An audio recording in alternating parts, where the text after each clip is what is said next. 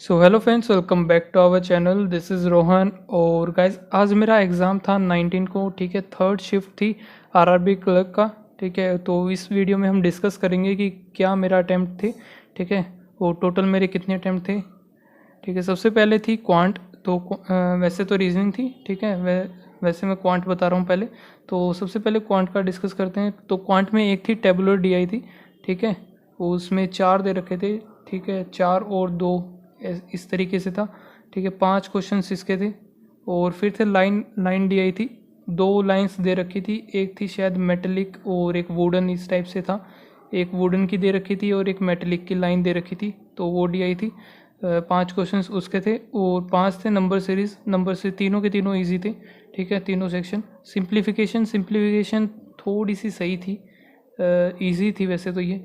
Arithmetic के बाकी question थे जितने थे, मेरे को ये ध्यान नहीं है कि सिंप्लीफिकेशन और अर्थमेटिक के कितने थे।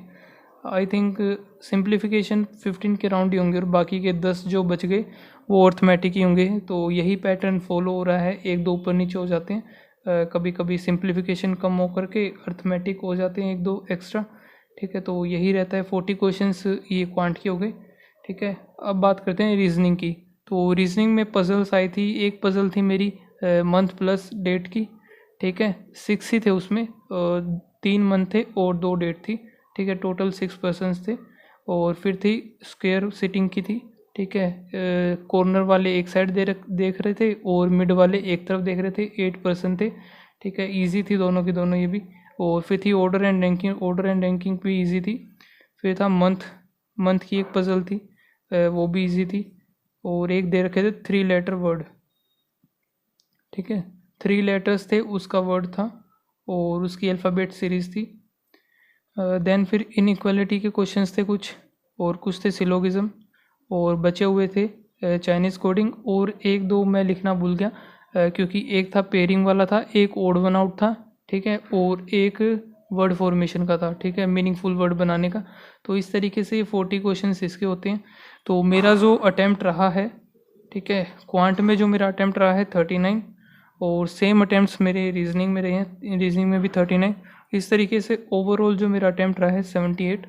और मैंने जो फिल किया था वो हरियाणा से फिल किया था। सो कट ऑफ देखते हैं क्या रहती है। लास्ट लास्ट टाइम जो थी मेरी ओबीसी की थी 75 पॉइंट समथिंग, तो 76 के राउंड मान सकता हूँ मैं। तो अभी एक्यूरेसी पर भी बात है। ठीक है, क्या एक्यूरेसी रहती है, कोशिश तो पूरी की है।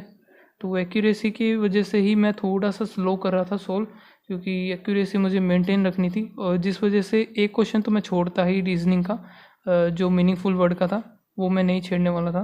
लेकिन क्वांट वाला वो जो स्लो मैं कर रहा था एक्यूरेसी के चक्कर में, तो एक क्वेश्चन रह गया। चलो कोई बात नहीं, अगर इतने भी पूरे सही रहते हैं तो भी अच्छी बात है, बस गलत ना हो एक भी। सो यही था गाइस मेरे अटैम्प्ट। और कमेंट सेक्शन में बताना आपके क्या कुछ अटैम्प्ट रही। ठीक है, एंड मिलते हैं गाइस नेक्स्ट वीडियो में। तब तक के लिए बाय बाय, थैंक यू।